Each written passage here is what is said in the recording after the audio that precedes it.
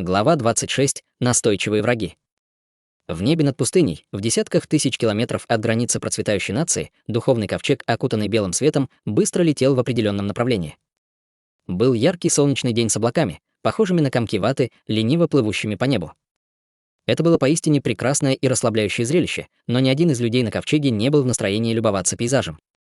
Хань Ли сидел, скрестив ноги и плотно закрыв глаза в хвостовой части ковчега, и по его телу блуждал слой слабого золотого света. Люлиэр сидела прямо рядом с Хань Ли, и по ее телу струился зеленый свет, и она явно тоже совершенствовалась. Гао Юньюэ и Юй Мэнхан стояли у изголовья ковчега, и последнее время от времени оборачивалась, чтобы бросить взгляд на другой конец ковчега со сложным выражением лица. Тем временем Гао Юньюэ управляла ковчегом с легкой улыбкой на лице, и, казалось, она была в приподнятом настроении.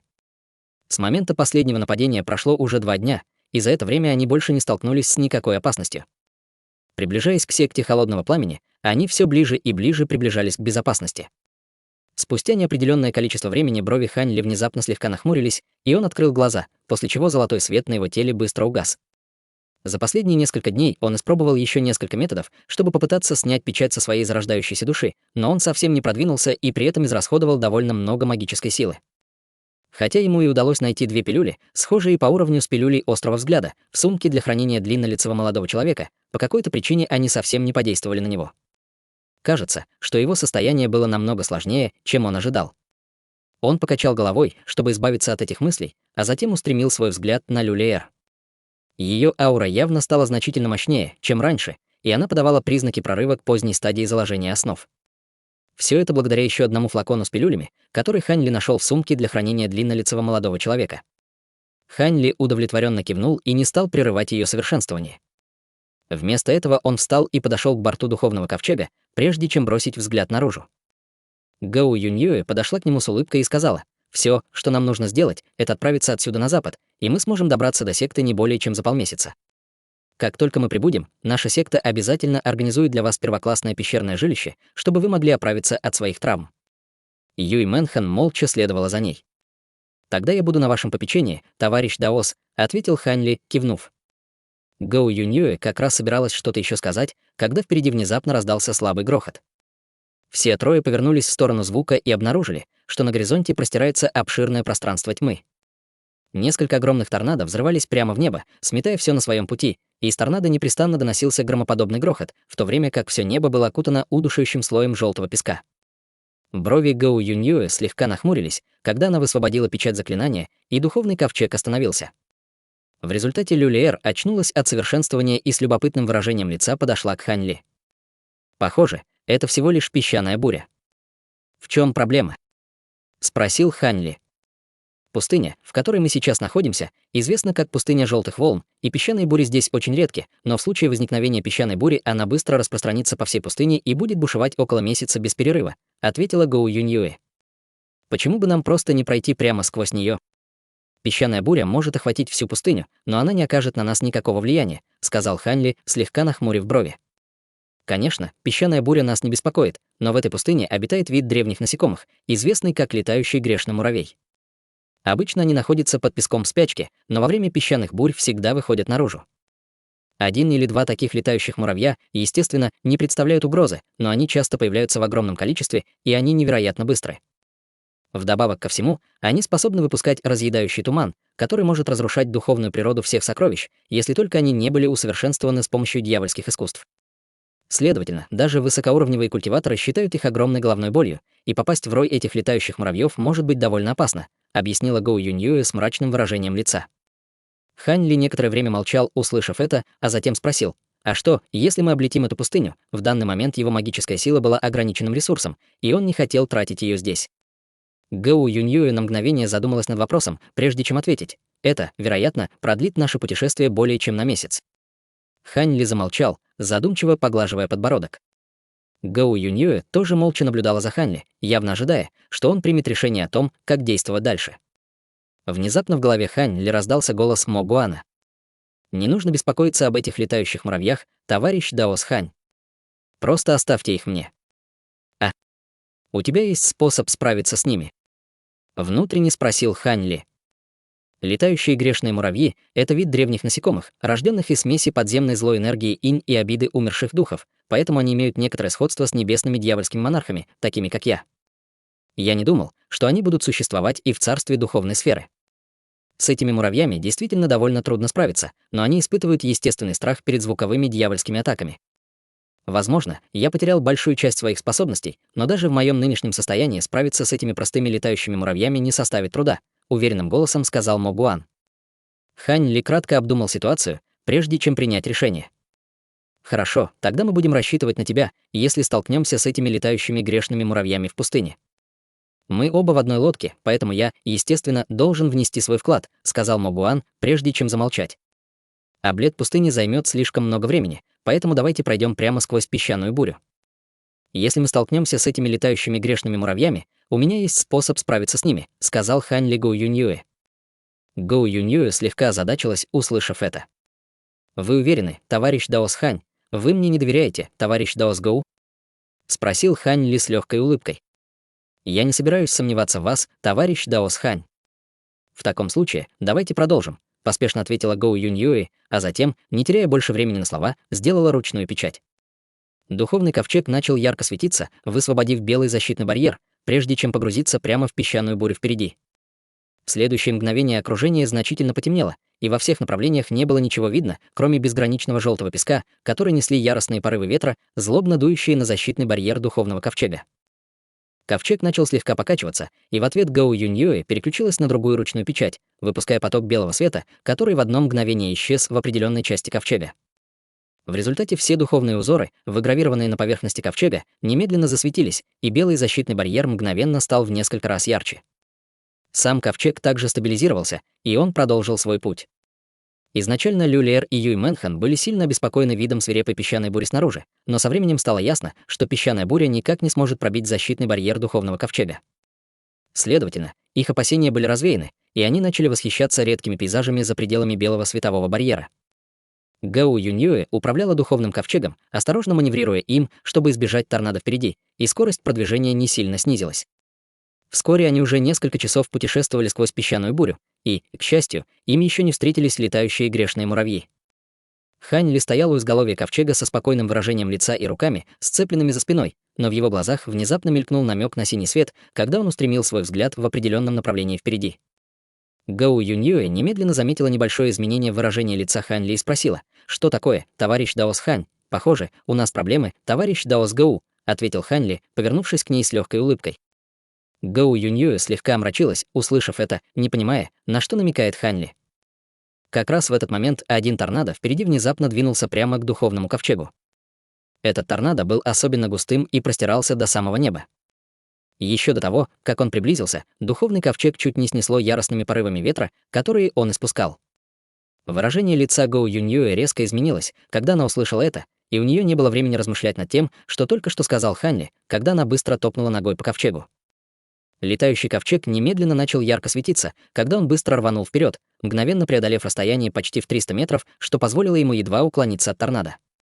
Однако, прежде чем Гоу Юньюэ успела отдышаться, земля вокруг ковчега внезапно провалилась, и в небо взметнулись столбы желтого света. Эти столбы желтого света мгновенно переплелись друг с другом, образовав в мгновение ока огромный желтый массив. В частности, массив, появившийся на земле, был чрезвычайно сложным и имел размер более 300 метров. Гоу Юньюэ, естественно, была весьма встревожена, увидев это. Внезапно окружающий пейзаж резко изменился, и они перенеслись в сверкающий и полупрозрачный мир. Их окружали горы, а небо и земля мерцали желтым светом. Поток огромного духовного давления со всех сторон сжимал духовный ковчег, и на белом защитном барьере быстро появились бесчисленные трещины, выглядя так, будто он вот-вот рухнет. Лю Лер и Юй Мэнхан немедленно испустили тревожные крики, увидев это. Напротив, Хань Ли оставался спокойным, как и всегда, когда он протянул руку, чтобы вызвать маленький медный колокольчик, который увеличился до размеров в несколько метров, прежде чем опуститься на духовный ковчег, охватив Лю Лер и Юй Мэнхан под собой. Желтый колокольчик был защитным сокровищем, которое Хань Ли нашел в сумке для хранения длиннолицего молодого человека, и он идеально подходил для этой ситуации. Почти в тот же самый момент белый световой барьер вокруг духовного ковчега был разрушен, и на него обрушился огромный поток давления. Духовный свет вокруг тел Хань Ли и Гоу Юньюэ слегка завибрировал, но они смогли выдержать давление без особых трудностей. Духовный свет, исходящий от желтого колокольчика, тоже на мгновение беспорядочно замерцал, прежде чем снова вернуться в нормальное состояние. Неужели секта Небесного Призрака послала за нами еще людей? Гоу Юньюэ изо всех сил старалась сохранить самообладание, но, судя по огромному давлению, высвобождаемому массивом, она могла сказать, что он определенно не мог быть возведен обычным культиватором стадии зарождающейся души, и это заставляло ее слегка паниковать. Секта Небесного Призрака, безусловно, настойчива. Усмехнулся Ханли.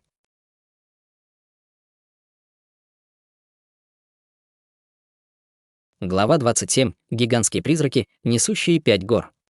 Как только голос Ханли затих, окружающее пространство внезапно претерпело изменения. Из воздуха появились гигантские желтые камни размером с жернова, их было около 30. Они плотно прилегали друг к другу, образуя водонепроницаемое кольцо вокруг духовного ковчега. Сердце Гоу Юньюэ слегка дрогнуло, когда она увидела это, и прежде чем она успела что-либо сделать, поверхности гигантских камней вспыхнули ослепительным светом, и они начали быстро вращаться, врезаясь в духовный ковчег. Гоу Юньюэ была сильно встревожена, увидев это, и она немедленно сделала ручную печать, после чего из ее тела в небо взметнулась полоса черного света, которая мгновенно резко увеличилась в размерах, превратившись в гигантский черный меч длиной более 30 метров. Гигантский меч развернулся, высвобождая обширное пространство черного света, которое приняло форму дракона с длинным хвостом, тянущимся позади него, когда он ударил по ближайшему камню. Раздался оглушительный грохот, и гигантский меч с большим трудом разбил камень, но в результате удара сам меч также отлетел назад, вращаясь, и сияние, которое он испускал, тоже полностью угасло. Гоу Юньюэ сильно вздрогнула и попятилась на несколько шагов назад, прежде чем устоять, когда на ее лице появилось ошеломленное выражение. Сила одного этого гигантского камня в свободном падении была сравнима с полномасштабной атакой культиватора стадии зарождающейся души, и она не могла не содрогнуться внутренне при виде 30 полупрозрачных гигантских камней, которые быстро приближались со всех сторон. Однако как раз в этот момент рядом с ней раздался голос Ханли: «Сосредоточься на защите этих двоих, а остальное оставь мне». Прежде чем она успела ответить, Ханли уже поднялся с духовного ковчега с золотым светом, исходящим из его рук, и он развернулся, нанося удары по воздуху вокруг себя. Череда оглушительных взрывов раздалась во всех направлениях, когда все гигантские желтые камни почти одновременно были поражены потоком огромной силы, а затем взорвались на бесчисленные каменные осколки, которые дождем посыпались с неба. «Так ты действительно культиватор тела», раздалось холодное фырканье, но было невозможно определить, откуда исходит голос. Гоу Юньюэ поспешно осмотрела свое окружение, пытаясь найти владельца голоса. Тем временем в глазах Ханли появился намек на насмешку, и он резко развернулся, прежде чем щелкнуть пальцем по воздуху, выпуская поток лазурной ци-меча, которая выстрелила, как молния, прежде чем ударить по определенному месту полупрозрачного желтого мира, взорвавшись при ударе. Воздух там сильно задрожал, и коренастый мужчина, одетый в черное, вышел на открытое пространство. У мужчины было очень крепкое телосложение с короткой бородой на квадратном лице, которое в данный момент было искажено шоком. Выражение лица коренастого мужчины быстро вернулось в норму, и он спросил: «Я не думал, что ты тоже культиватор меча. Довольно примечательно, что ты смог разглядеть мой иллюзорный массив как простой культиватор стадии зарождающейся души. Основываясь только на этом, я уверен, что ты не просто какой-то безымянный культиватор. Кто ты? Неважно, кто я. Мертвецу, как ты, не нужно слишком много знать», — холодно усмехнулся Ханли. «Какая шутка. Я только что продемонстрировал лишь часть силы этого массива. Не думай, что ты одержал надо мной верх. Я сотру тебя в порошок следующей атакой».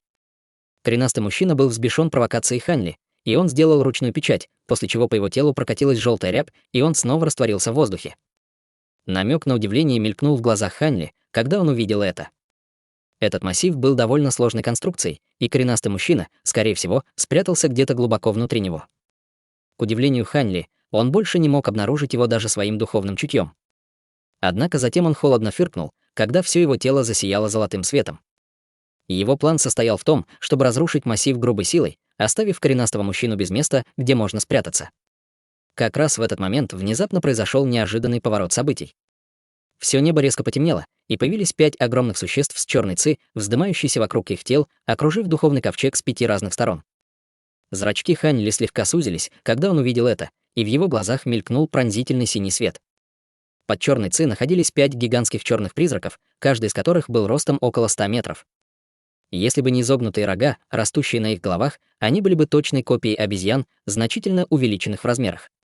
Их тела были покрыты короткой черной шерстью, пасти были полны острых клыков, а глаза были ярко-красного цвета.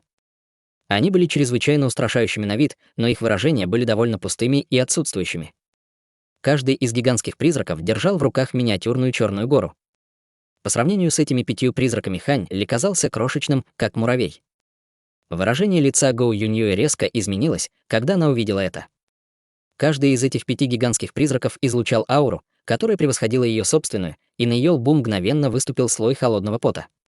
Что касается Люлиэр и Юй Мэнхан, то они не смогли выдержать объединенного духовного давления, высвобождаемого 5 гигантскими призраками, и упали в обморок. 5 гигантских призраков издали коллективный оглушительный рев, и в их ярко-красных глазах мелькнул злобный блеск, когда они резко взмахнули своими обезьяньими руками, чтобы метнуть в воздух 5 миниатюрных гор, которые они держали. Миниатюрные горы ярко светились духовным светом и быстро увеличивались в размерах, как только покинули руки гигантских обезьян, увеличившись до более чем 300 метров в высоту в мгновение ока, рухнув прямо на Хань Ли и духовный ковчег. Еще до того, как гигантские горы прибыли, на духовный ковчег уже снизошло удушающее давление, и пространство вокруг ковчега непрестанно гудело, когда мгновенно поднялись порывы яростного ветра.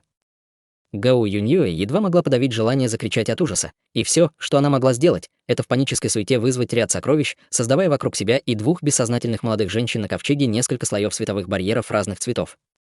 Хань Ли слегка нахмурился, когда он увидел это, и из его ладоней вспыхнул золотой свет, когда он небрежно протянул руки к надвигающимся горам. Череда из 5 оглушительных взрывов раздалась один за другим, и невероятно мощные ударные волны одна за другой прокатились по воздуху. Все желтое пространство начало громко гудеть, сильно деформируясь, и, наконец, достигло предела, расколовшись с глухим стуком. С разрушением желтого пространства окружающая среда вернулась в пустыню, и бесчисленные вспышки желтого света беспорядочно разлетелись во всех направлениях. Грозные ударные волны обрушились на пустыню, распространяясь во всех направлениях, заставляя окружающую песчаную бурю яростно бушевать. Хотя желтое пространство и было разрушено, изначально это была всего лишь иллюзия, и светящийся желтый массив на земле все еще стоял. 5 гигантских призраков также все еще парили в воздухе, но их выражения снова стали пустыми и отстраненными. Коренастый мужчина появился из воздуха, и на его лице появилась довольная улыбка. Перед лицом этих 5 призраков даже культиватор поздней стадии божественной трансформации определенно столкнулся бы с огромными трудностями, если бы у него не было могущественного духовного сокровища. Однако в следующее мгновение его улыбка резко застыла, и его глаза расширились, когда он с недоверчивым выражением лица посмотрел вниз. Как оказалось, 5 огромных гор были сложены в кучу друг на друга, и Хань Ли небрежно стоял в воздухе под основанием 5-й горы, небрежно поддерживая ее одной рукой, как будто нес не более чем 5 перышек. Что касается духовного ковчега под Хань Ли и 3 женщин на нем, то они были совершенно невредимы. Прежде чем коренастый мужчина успел среагировать, Хань Ли небрежно выдохнул, выпуская изо рта поток белой энергии, и 5 гигантских гор были сдуты, как листья на ветру. Поверхности гор вспыхнули черным светом, и они быстро уменьшились до своих первоначальных размеров. Хань Ли небрежно щелкнул пальцами по воздуху, и 5 миниатюрных гор мгновенно полетели в сторону коренастого мужчины с невероятной скоростью, достигнув его в мгновение ока. Выражение лица мужчины резко изменилось, увидев это, и ослепительный черный свет вырвался из его тела, когда он стремительно упал на землю, едва уклонившись от 5 миниатюрных гор. Внезапно тело Хань Ли размылось, и он появился перед 5 горами призрачным образом и небрежно протянул руку, чтобы остановить горы на месте. Затем он развернулся, прежде чем ударить ногой по 2 миниатюрным горам, и 2 горы мгновенно спустились сверху, как пара падающих звезд, летя почти вдвое быстрее, чем раньше, когда их запускали в воздух. 2 миниатюрные горы вспыхнули черным светом, когда они внезапно снова расширились, увеличившись до более чем 300 метров в высоту в мгновение ока, и свистящий звук, который они издавали, пролетая по воздуху, тоже усилился до ужасающего грохота. Одна из гор обрушилась на массив внизу, а другая устремилась к коренастому мужчине. Раздался оглушительный грохот после удара разрушительной силы по желтому массиву. Массив немедленно начал светиться ослепительным сиянием, пытаясь сопротивляться, но колоссальная сила, заключенная в гигантской горе, с легкостью сокрушила его сопротивление, и он мгновенно взорвался на бесчисленные вспышки света. С разрушением массива духовный ковчег мгновенно освободился, и его унесло далеко вдаль порывом яростного ветра. Тем временем другая гора быстро устремилась к коренастому мужчине, догнав его еще до того, как он приземлился на землю. Мужчина был сильно встревожен этим и открыл рот, чтобы изрыгнуть полный рот кровяной эссенции. Все его тело мгновенно окуталось слоем малинового света, и он превратился в поток змеевидного духовного света, который пронесся по воздуху, увеличив его скорость в несколько раз. Вторая гигантская гора рухнула на землю, и огромные объемы песка изверглись во всех направлениях. В тот же момент, когда гигантская гора ударилась о землю, полоса змеевидного духовного света пролетела над землей, появившись в мгновение ока на расстоянии более 300 метров. Коренной мужчина был заключен в полосу света, и все его тело уже было покрыто холодным потом. Прежде чем он успел отдышаться, над ним внезапно появилась темная тень, и, подняв глаза, чтобы увидеть, как на него быстро спускается еще одна гигантская гора. К этому моменту она была уже слишком близко, чтобы он мог уклониться.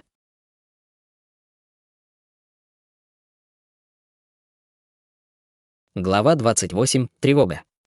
Коренастый мужчина издал отчаянный крик, взмахнув руками по воздуху и выпуская два потока света, один желтый и один черный. Это была пара сокровищ, одно из которых представляло собой черную трость, а другое — большую желтую печать с бесчисленными рунами, мерцающими на ее поверхности, и оба они устремились прямо к гигантской черной горе. Два сокровища испускали удивительные колебания духовной силы, и было ясно, что это были его козыри. Он сделал ручную печать, прежде чем издать громоподобный рев, и появились два огромных потока света, один желтый и один черный, и они смогли замедлить спуск гигантской черной горы. Мужчина воспользовался этой возможностью, чтобы отступить назад.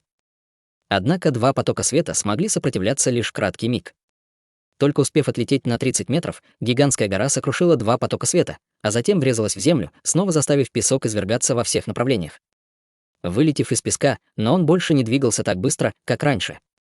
Его лицо было бледным, как простыня, и половина его тела была залита кровью, а левая рука безвольно висела сбоку. Хотя он и отреагировал очень быстро, гигантская гора была слишком стремительной, и в конце концов он все же задел ее, получив серьезные травмы. Коренастый мужчина изрыгнул большой глоток крови, когда упал на землю с ужасом на лице. Однако затем немедленно стиснув зубы и перевернул руку, чтобы достать белый талисман, на поверхности которого было начертано бесчисленное множество плотно упакованных рун, и он испускал мощные пространственные колебания. Мужчина быстро пропел заклинание, собрав все остатки своей магической силы, чтобы попытаться активировать талисман. Однако как раз в этот момент над его головой появилась еще одна массивная тень, и он снова столкнулся с падающей горой, которая спускалась с еще более пугающей скоростью, чем предыдущие три.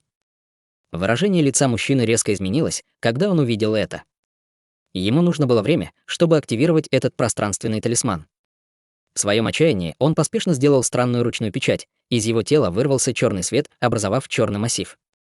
Внезапно 5 гигантских призраков, которые секунду назад стояли в воздухе, появились вокруг него, образуя защитное кольцо.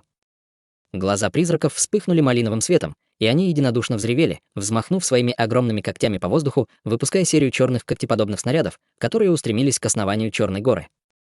Ударив по гигантской горе, они мгновенно разлетелись вдребезги, и движение горы слегка замедлилось, но она все еще с огромной силой стремилась вниз. 5 призраков единодушно взревели, когда черная ци вздымалась над ними, а мышцы на их телах вздулись, особенно на руках и ногах. Они протянули свои толстые мускулистые руки, чтобы противостоять гигантской горе, не заботясь о своей жизни. Как только их руки соприкоснулись с гигантской горой, они мгновенно разлетелись вдребезги от огромного удара. Однако 5 призраков все еще отважно ревели, сопротивляясь горе своими телами, отказываясь сделать ни шагу назад. Гигантская черная гора с яростной силой ударила по ним, и раздался тошнотворный скрежет, когда кровь и плоть разлетелись во все стороны. Гигантская гора, наконец, остановилась. Верхние части тел 5 призраков были полностью разрушены, но они все еще стояли, глубоко вонзив ноги в песок пустыни, напоминая 5 огромных столбов, поддерживающих гигантскую гору. Коренастый мужчина издал слабый вздох облегчения, увидев это, и поспешно влил всю свою оставшуюся магическую силу в белый талисман. Талисман начал светиться белым светом, и он был в восторге, увидев это. Однако как раз в этот момент раздался оглушительный грохот, когда последняя гора рухнула вниз, приземлившись на 4-ю гору. Сверху снизошел поток ужасающей силы, и то, что осталось от тел 5 призраков, мгновенно рассыпалось в пыль. Мужчина почувствовал, как воздух вокруг него сжимается, делая его совершенно неподвижным. Затем 2 гигантские горы обрушились на него, превратив его тело в кучу фарша, прежде чем он успел вскрикнуть. Из песка под гигантской горой вырвался поток золотого света, а затем быстро мчась вдаль. Хань Ли сосредоточил свой взгляд на полосе золотого света и обнаружил, что это миниатюрная золотая фигурка ростом всего около 8 сантиметров. Ее внешность была идентична внешности коренастого мужчины, за исключением того, что ее волосы были полностью растрепаны, и она имела ужасающее выражение лица, когда летела на северо-запад, крепко прижимая к груди серебряный браслет для хранения. Это была его зарождающаяся душа. Хань Ли сделал хватательное движение, а затем небрежным движением запястья послал полосу черного света, летящую к зарождающейся душе коренастого мужчины с невероятной скоростью. Тем временем Гоу Юньюэ только что успела стабилизировать духовный ковчег и как раз бросила взгляд в сторону Хань Ли. Она услышала в ухе резкий визг, но ее глаза не смогли проследить траекторию полосы черного света. В следующее мгновение в далеком небе раздался оглушительный грохот, и зарождающаяся душа коренастого мужчины взорвалась шаром золотого света. С неба также упал черный предмет размером с ладонь, и это был не что иное, как кусок обычной железной эссенции. Что касается серебряного браслета для хранения коренастого мужчины, то он был притянут в руки Хань Ли небрежным взмахом руки. Затем он подлетел к 5 разбросанным горам, уменьшив их до миниатюрных форм и убрав, прежде чем вернуться на духовный ковчег. Все это время Гоу Юньюэ тупо смотрела на него, как будто на совершенно незнакомого человека. Ранее, в своем паническом состоянии, она не успела опознать коренастого мужчину. Однако, вспоминая искусство совершенствования и секретные техники, которые он высвободил, она смогла узнать его как старейшину ранней стадии божественной трансформации секты Небесного Призрака по имени Луя. Он был особенно искусен в искусстве манипулирования призраками, и говорили, что более 10 лет назад он смог противостоять в битве 2 культиваторам Храма Царства истока той же базы культивации. Несмотря на все его достижения, он был с легкостью убит Хань Ли, и это уже выходило за рамки понимания Гоу Юньюэ. Ей, наконец, стало ясно, что между ней и Хань Ли нет никакого сравнения, и она была совершенно потрясена. Спустя долгое время Гоу Юньюэ, наконец, пришла в себя и с кривой улыбкой спросила: «Товарищ Даос Хань, вы действительно всего лишь культиватор стадии зарождающейся души?» Трепет и почтение в ее глазах были хорошо видны. «Я уверен, что вы сами можете это определить, не так ли, товарищ Даос Гоу?» Двусмысленно ответил Хань Ли. «Я, естественно, могу различить уровень колебаний вашей магической силы, но ваше мастерство в битве намного превосходит то, что должно быть возможно для культиватора стадии зарождающейся души. Даже среди всех старейшин стадии божественной трансформации нашей секты я не могу вспомнить никого, кто был бы способен так легко убивать других культиваторов той же стадии культивации», вздохнула Гоу Юньюэ. «Мое единственное преимущество в том, что я обладаю физическим телом немного более могущественным, чем у большинства, и я бы не осмелился сравнивать себя с могущественными старейшинами секты Холодного Пламени», ответил Хань Ли, покачав головой, а затем больше не стал говорить на эту тему. Вместо этого он устремил свой взгляд на Люлиэр и Юй Мэнхан, которые все еще лежали на земле в бессознательном состоянии, и он взмахнул рукавом по воздуху, чтобы выпустить поток лазурного духовного света, который прошел над ними двумя. Обе молодые женщины медленно проснулись, но, открыв глаза, они были немного дезориентированы. Как культиватор стадии заложения основ, Люлиэр быстро вспомнила, что только что произошло, и села, выпрямившись с встревоженным выражением лица. «Брат Камень, ты, не волнуйся, теперь все в порядке. Мы можем продолжать двигаться дальше», сказал Хань Ли мягким голосом, выглядя так, будто ничего не произошло. Мастер Пика, согласно сообщению, которое только что прислала боевая племянница Гоу, этот бродячий культиватор с фамилией Хань определенно не просто какой-то обычный культиватор стадии зарождающейся души. Кто бы мог подумать, что она столкнется с таким интересным персонажем в этой поездке? В конференц-зале на определенной горе в секте Холодного Пламени добротный мужчина с грубой и суровой внешностью разговаривал с мужчиной средних лет в ученой мантии. Мужчина средних лет был чисто выбрит и одет в лазурную мантию, держа в руках древний лазурный свиток, что придавало ему вид элегантного и утонченного ученого. Тот факт, что он смог убить культиватора ранней стадии божественной трансформации одной лишь силой своего физического тела, указывает на то, что он явно высокоуровневый культиватор тела, ответил мужчина в лазурной мантии, кивнув. В любом случае, это, безусловно, отличная новость, что секта Небесного Призрака потеряла одного из своих старейшин стадии божественной трансформации. Должен сказать, я очень заинтересован в этом бродячем культиваторе, усмехнулся добротный мужчина с оттенком настороженности в глазах. Легкая улыбка также появилась на лице мужчины в лазурной мантии, когда он услышал это, и он сказал: «В таком случае я попрошу тебя лично поприветствовать его, как только он прибудет. Я уверен, что ты знаешь, что нужно делать». «Да», — ответил добротный мужчина.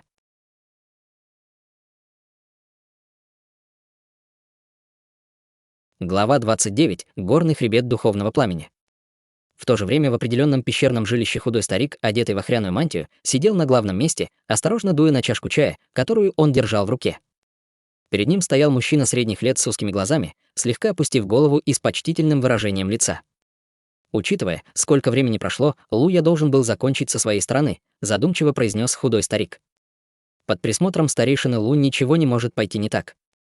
Только такая высокопоставленная особа, как вы, могла бы попросить старейшину Лу об одолжении, почтительным голосом сказал мужчина средних лет. Из всех моих потомков только Хэора обладал способностями, чтобы быть предназначенным для великих свершений, и подумать только, что он умрет такой преждевременной смертью. Этого ублюдка нужно убить 1000 раз за то, что он сделал. Яростным голосом сказал старик, хлопнув чашкой по столу. Посмотрите на светлую сторону, патриарх. Как только Юй Мэнхан будет схвачена, вы будете на пути к достижению полного мастерства в своем искусстве культивации, поспешно утешил мужчина средних лет.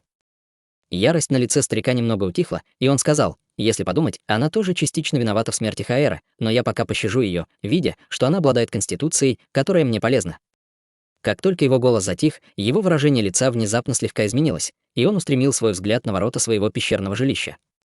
Спустя мгновение раздался звук шагов, и у входа в пещерное жилище появилась молодая служанка, а затем почтительно поклонилась, объявив: «Старейшина Ци, старейшина Мо пришел навестить вас». Прежде чем старик успел ответить, снаружи пещерного жилища раздался холодный мужской голос. «Подумать только, что вы все еще в настроении потягивать чай в своем пещерном жилище в такое время. Должен сказать, ваше самообладание весьма примечательно, старейшина Ци». Сразу же после этого у входа появился мужчина средних лет в черной мантии с высокой шляпой на голове. Ци Сюань поднял бровь при виде этого человека и жестом приказал служанке уйти, прежде чем спросить: «Какое у тебя ко мне дело, Мо Чэнь?» «Если я не ошибаюсь, я не думаю, что мы договаривались о встрече в это время».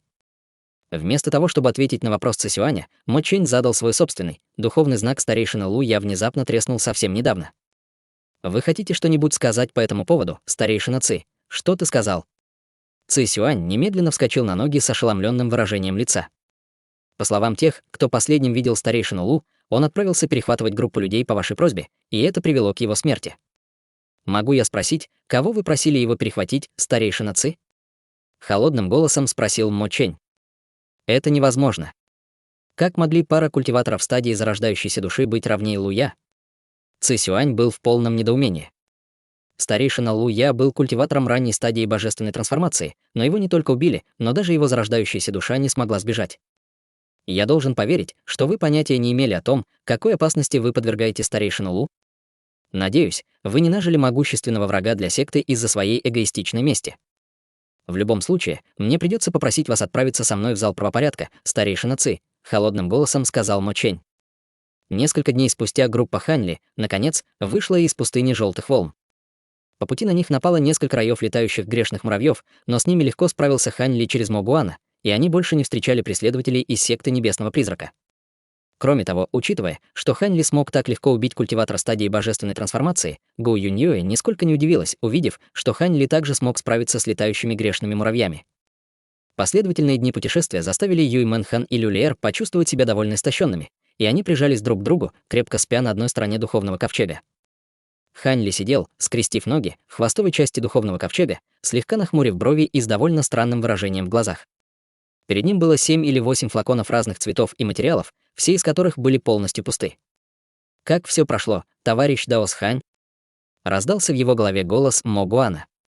«Большинство этих пилюль достались мне от того культиватора стадии божественной трансформации, и среди них нет недостатка в пилюлях высокого уровня, но ни одна из них не оказала на меня никакого эффекта», — вздохнул Ханьли. Во время предыдущей битвы он смог убить своего противника своей огромной физической силой и с помощью тех 5 гор, поэтому он не израсходовал много магической силы, но, естественно, было проблемой то, что он не мог увеличить свои нынешние запасы магической силы. «А как насчет первоклассных камней духа? Я тоже не могу их поглощать», — с кривой улыбкой ответил Ханьли, раскрыв ладонь, чтобы показать камень духа, который уже стал совершенно лишённым блеска. «Похоже, что на тебя подействуют только определённые особые пилюли», — задумчиво произнёс Мо Гуан. «Возможно. Пока что эффективны только та пилюля острого взгляда и та золотая пилюля, которую я нашел в сумке для хранения Циминхао. Как только мы доберемся до секты Холодного Пламени, я раздобуду еще одну пилюлю острого взгляда и тщательно изучу ее. Возможно, тогда я смогу выяснить основные причины», — ответил Ханьли, рассеянно поглаживая маленький флакон, который он носил на шее. Полмесяца спустя духовный ковчег пронесся по воздуху над пышным горным хребтом. На ковчеге было 1 мужчина и 3 женщины, и это были никто иные, как группа Ханьли. «Этот горный хребет духовного пламени — вход в нашу секту Холодного Пламени», — с улыбкой представила Гоу Юньюэ, окидывая взглядом лес внизу. «Духовные жилы очень стабильны, и здесь огромное изобилие духовной ци». «Это действительно фантастическое место», — задумчиво произнес Ханьли, одобрительно кивнув. Юй Мэнхан была в восторге, услышав это, но, осмотревшись, на ее лице появилось озадаченное выражение, когда она повернулась к Гоу Юньюэ. Люлиэр держалась за борт духовного ковчега, перегнувшись через край, чтобы осмотреть свое окружение, но она тоже не видела никаких признаков секты среди пышной зелени, и она не могла не спросить: «Братец Камень, я тоже чувствую, что здесь очень много духовной ци, но я не вижу никакой секты». Все крупные секты скрыты мощными массивами. В данный момент мы находимся за пределами массива, что равносильно тому, чтобы стоять за стенами города, поэтому мы, естественно, не можем видеть, что находится внутри, с улыбкой ответил Ханли. Люлиер и Юй Мэнхан не до конца поняли эту концепцию, но все же кивнули в ответ. «Товарищ Даос Хань, пожалуйста, подождите минутку, пока я сообщу секте о нашем прибытии», сказала Гоу Юньюэ. Говоря это, она перевернула руку, достав золотой знак размером с ладонь с выгравированным на его поверхности рисунком в виде пламени. На знаке появился поток света, и рисунок пламени внезапно начал колебаться, как будто это было настоящее пламя. Из знака вылетела полоса света, устремившись прямо в горный хребет внизу. Спустя мгновение под духовным ковчегом внезапно распространился поток ряби, и медленно появился полусферический золотой световой барьер, который был едва виден. Весь горный хребет духовного пламени, который простирался на несколько сотен километров, был полностью охвачен световым барьером. Как и ожидалось от одной из самых могущественных сект в царстве, заметил Хань Ли с оттенком одобрения в голосе. Люлиер и Юй Мэнхан обе держались за край духовного ковчега, глядя вниз с трепетом и изумлением в глазах. Под золотым световым барьером среди пышного леса было бесчисленное множество дворцов и пагод. Некоторые из зданий располагались поодиночке на отвесных скалах, другие были соединены вместе в группы. Некоторые были расположены в каньонах и ущельях, а другие были построены на полпути в горы. В центре всего горного хребта было около дюжины гор, которые были намного выше всех остальных, и с этих гор поднимался белый туман и пурпурная ци. С одного взгляда было ясно, что эти вершины были особенно богаты духовной ци. «Это место прекрасно!» Невольно воскликнула Юй Мэнхан. Люлиер тоже с энтузиазмом кивнула в знак согласия. Гоу Юньюэ явно была в очень хорошем настроении после возвращения в секту, и она повернулась к Хань Ли с улыбкой, сказав: «Товарищ Даос Хань, старейшина Ло уже ждет нас на пике восходящего облака. Давайте немедленно пойдем к нему». Хань Ли кивнул в ответ. Как только духовный ковчег прошел сквозь световой барьер, он почувствовал, как по его телу прокатился поток духовного чутья, и он предположил, что оно принадлежит вышеупомянутому старейшине Ло. После того, как Хань Ли и остальные официально вошли в секту холодного пламени, Люлиер с любопытством взглянула вверх и обнаружила, что световой барьер уже исчез, и все, что осталось увидеть, это чистое голубое небо и плывущие белые облака. Духовный ковчег полетел к центру горного хребта, а затем спустился на пышную горную вершину, которая простиралась до самых облаков. У подножия этой горы находилась просторная белая площадь, где стоял внушительный мужчина, издали устремивший свой взгляд на духовный ковчег. У мужчины были грубые черты лица, и он был одет в мантию цвета охры с черным поясом на талии, подчеркивающим контур его ярко выраженных грудных мышц. Судя по ауре, которую он излучал, он был культиватором стадии божественной трансформации.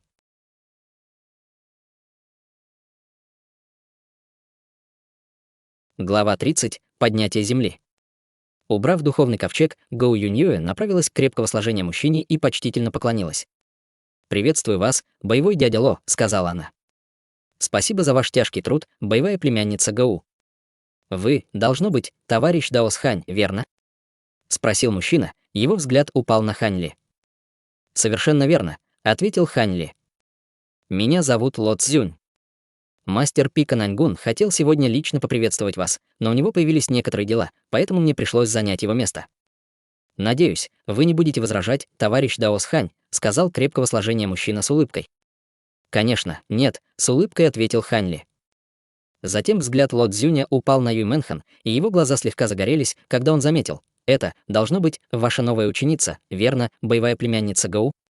«Она настоящая находка. Младшая Юй Мэнхан приветствует старейшину Ло», — поспешно сказала Юй Мэнхан, кланяясь.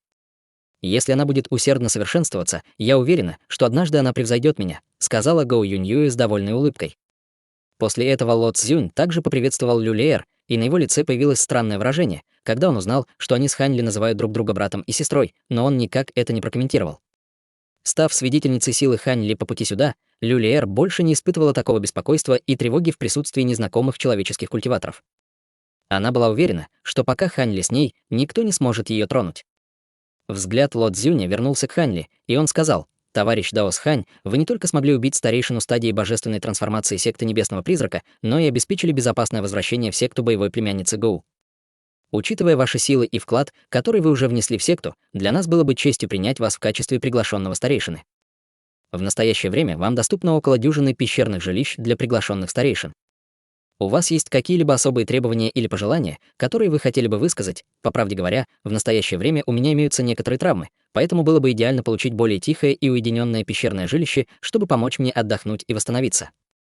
Кроме того, я также немного знаком с искусством очистки пилюль, поэтому было бы еще лучше, если бы мое пещерное жилище было в непосредственной близости от участка духовного сада, неторопливо ответил Хань Ли.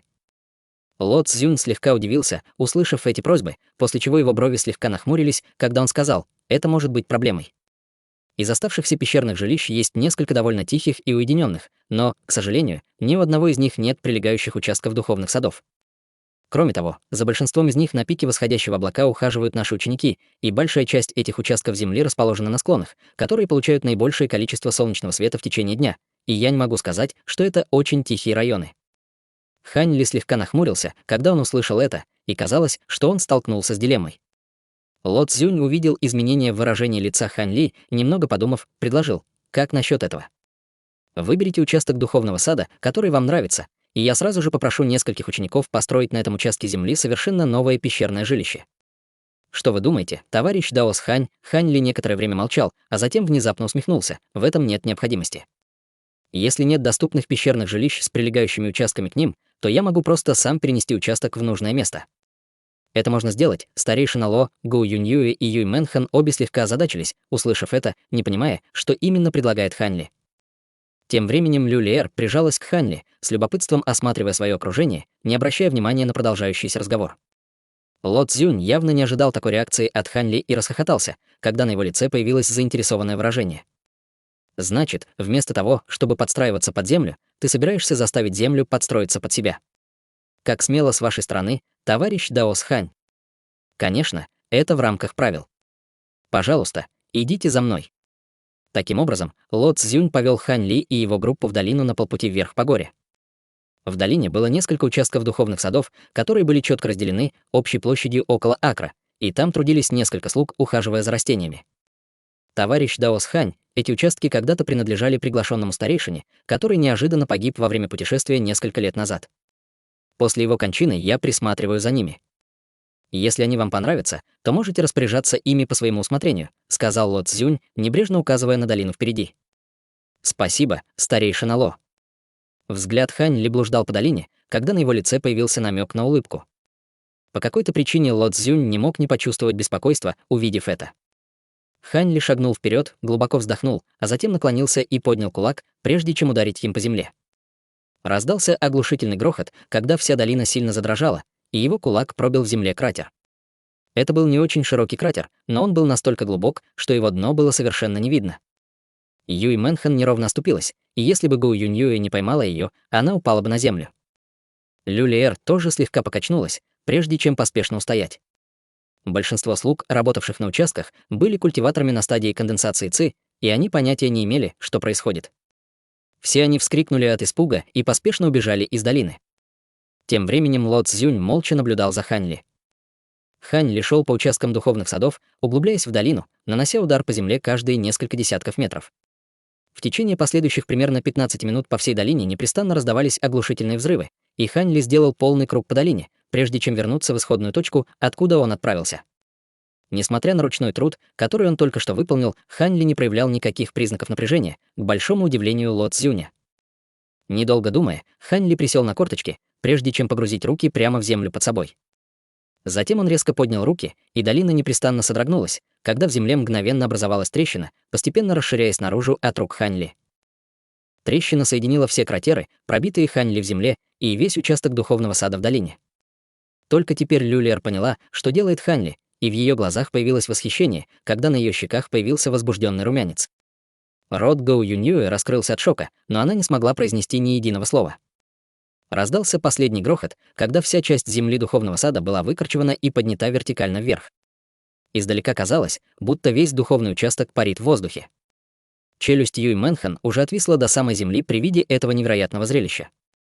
«Давайте посмотрим на мое новое пещерное жилище, старейшина Ло», сказал Хань Ли, повернувшись к Ло Цзюню с беззаботной улыбкой. Ло Цзюнь посмотрел на выкорчеванную землю и сильно опустошенную долину, и он понятия не имел, что ему думать об этом. Он предполагал, что в крайнем случае Хань Ли выберет только один из участков, а затем перенесет его с помощью какого-нибудь сокровища или секретной техники, и ему никогда не приходило в голову, что он выкорчует весь участок духовного сада лишь своей грубой силой. Однако он разрешил Хань Ли делать все, что ему заблагорассудится, поэтому сейчас он, естественно, ничего не мог сказать. Таким образом, он мог только криво улыбнуться, пока вел их вверх по горе. Хань Ли нес огромный участок духовной земли и более часа бродил по пику восходящего облака, прежде чем, наконец, выбрал пещерное жилище, расположенное в тихом уголке недалеко от вершины горы.